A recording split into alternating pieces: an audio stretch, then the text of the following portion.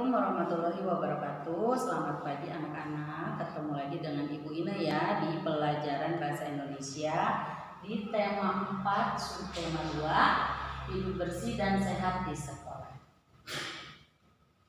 Nah, tujuan pembelajaran bahasa Indonesia kali ini yaitu 1. Siswa dapat membaca dengan lafal dan intonasi yang tepat. Yang kedua, siswa dapat menyebutkan ciri-ciri lingkungan sekolah yang bersih dan yang kotor. Dan yang ketiga, siswa dapat menyebutkan cara menjaga kebersihan lingkungan sekolah. Ya. Nah, perhatikan di sini gambar di halaman 55. Nah, ini adalah gambar ruangan kelas. Nah, lebih tepatnya adalah gambar ruang kelas Dayu. Ya. Nah, perhatikan lantainya bagaimana kelihatannya bersih ya, tidak ada sampah. Lihat di atas mejanya rapi, ada buku, ada pot bunga ya, kelihatan rapi. Dan juga papan tulisnya juga bersih. Semuanya bersih, ya jendelanya tidak berdebu. Nah, ini adalah ruang kelas yang bersih, contoh ruang kelas yang bersih. Nah, kenapa bisa sampai ruangan kelasnya seperti itu? Nah, perhatikan teks di halaman 54, judulnya Kelasku Bersih, Aku Bangga. Nah, kelas siapa? Nah, tentunya kelas Dayu tadi ya, contoh di gambar tadi. Nah, kelas Dayu ini akan mengikuti lomba kebersihan antar kelas ya. Nah, karenanya setiap siswa memiliki tugas masing-masing ya, karena dibagi kelompok. Ada yang bagian membersihkan lantai, menyapu lantai dan juga mengepel ya. Kedua, membersihkan kaca jendela, membersihkan papan tulis dan juga menata ruang kelas. Jangan lupa juga membersihkan debu ya, debu yang ada di pajangan-pajangan biasanya ada di kelas ya. Biasanya itu yang suka terlewatkan. Nah, selanjutnya gambar kedua. Nah, berbanding terbalik dengan gambar pertama tadi ya. Gambar yang pertama bersih lantainya. Kalau gambar yang kedua bagaimana? Ya. Kemudian lihat mejanya, di atas mejanya. Nah, kacanya juga. Nah, ini adalah contoh ruangan kelas yang kotor ya, yang tidak bersih. Nah, kalau ruangan kelasnya tidak bersih, nah ada teksnya nih di halaman 71.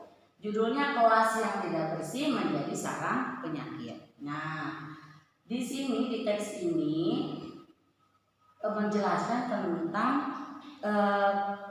kebersihan kelas yang tidak baik ya, yang kotor. Karena nih debu-debunya jarang dibersihkan, kemudian banyak sampahnya. Nah, sampah ini bisa menimbulkan berbagai penyakit. Ada penyakit batuk, flu, demam berdarah. Kenapa bisa sampai ada penyakit seperti ini? Karena dengan sampah yang menumpuk tentu saja jadi sarang nyamuk. Nah, makanya bisa kena demam berdarah. Batuk juga sama ya, karena baunya ya. Kalau flu, kalau batuk-batuk jadi nanti pusing. Nah ya, bisa jadi kena flu.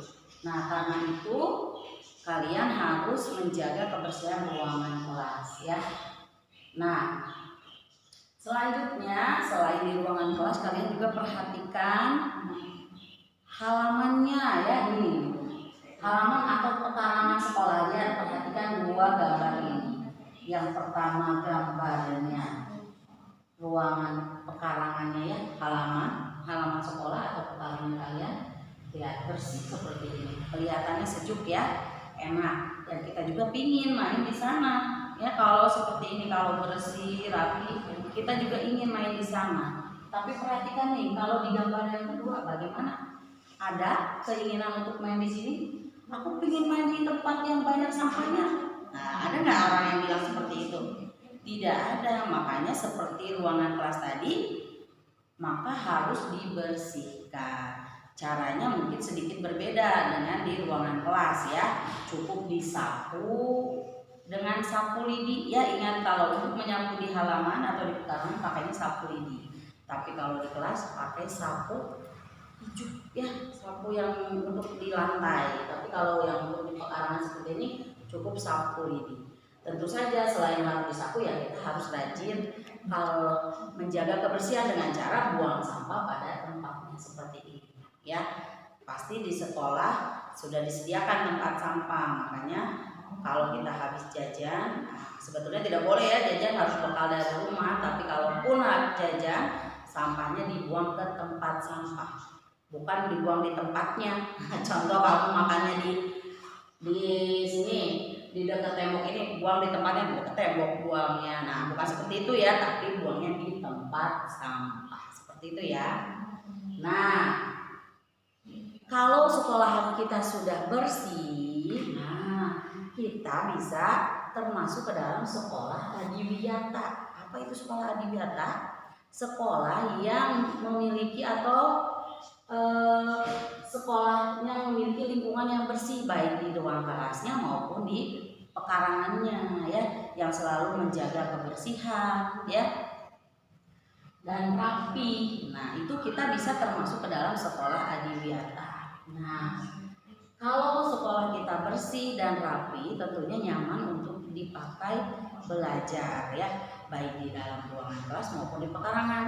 Kita bisa baca buku sambil di bawah pohon yang rindang, nah, kan lebih enak. Tidak ada sampah, tidak ada yang bau-bau mengganggu. Nah, selain itu juga selain bersih dan rapi, nah di sekolahnya juga banyak terpasang slogan. Nah, slogan itu apa? Yaitu himbauan agar siswa hidup bersih ya dan sehat tentunya. Contoh nih, kamu sering mendapatkan slogan buanglah sampah pada tempatnya, atau sehat itu sebagian dari iman. Nah, seperti itu ya, kebersihan itu adalah sebagian dari iman. Nah, seperti itu adalah slogan ya. Tentu saja slogan yang